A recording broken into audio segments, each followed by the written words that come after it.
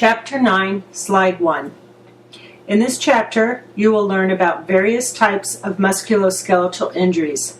Some of these conditions, such as contusions and hematomas, will be familiar to you, but others, such as myositis ossificans, may be unfamiliar. Please use the PowerPoints to guide you in your reading.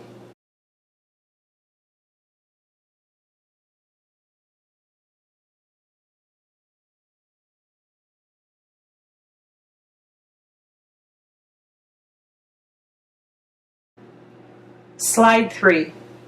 Contusions are common injuries in athletics and are often referred to as a bruise. The discoloration is known as ecchymosis, which is a fancy word for black and blue. The initial treatment consists of the acronym RICE: 20 minutes of ice, the use of an ACE bandage for compression, elevation, and, if the athlete is limping, the use of crutches. A severe contusion can result in a hematoma, with a further complication known as myositis ossificans. Please refer to the next slide for additional information. Slide 4. A hematoma is known as a blood tumor. Instead of the blood dispersing throughout the tissues, as in a contusion, the blood in a hematoma pools. As a result, the athlete will have a localized pooling of blood, as shown in this picture.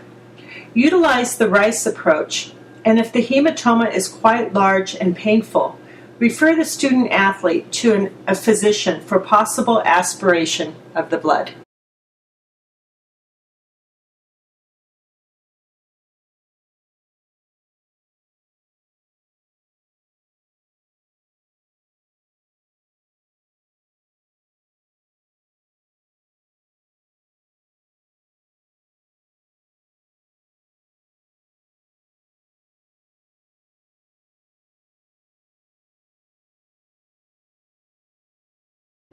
Slide 6. Using the textbook, identify the definitions, signs and symptoms, and treatment of sprains, strains, dislocations, subluxations, bursitis, tendinitis, delayed onset muscle soreness, and atrophy. Anytime a word ends in itis, as in the case of bursitis or tendinitis, that simply means inflammation. So bursitis would refer to inflammation of the bursa, and tendinitis would refer to inflammation of the tendon.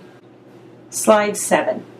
Using the textbook, identify the mechanism of injury, treatment, and complications of the most common fractures. Examples of such conditions will be available on the next 5 slides.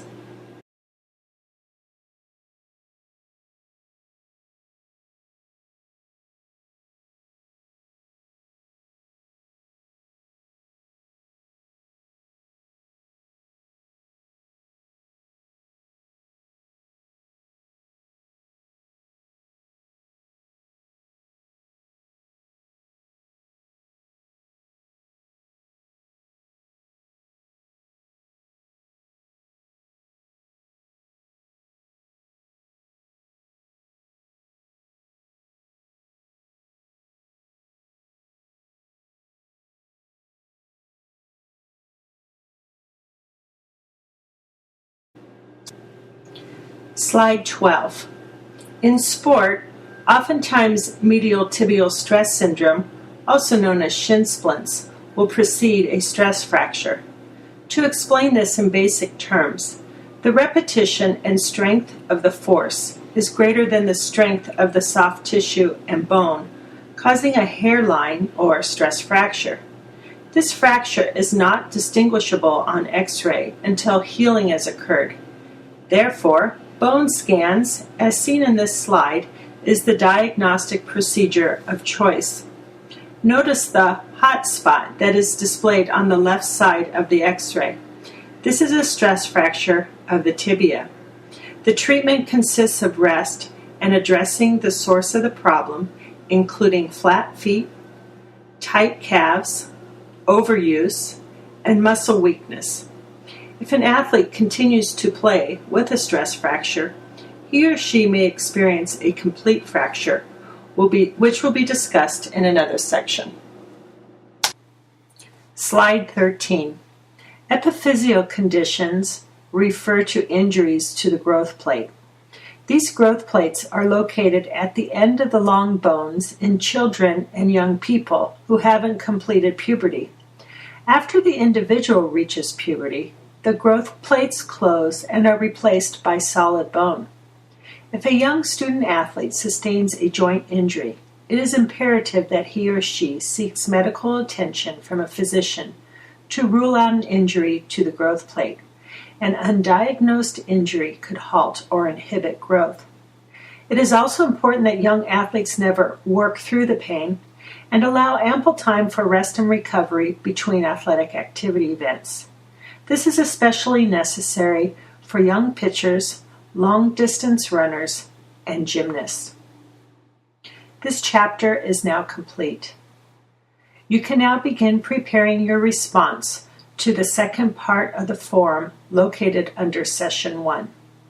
Identify one new or reiterated piece of knowledge from Chapters 6, 9, 12, and 28, and explain how you will incorporate this knowledge personally or professionally.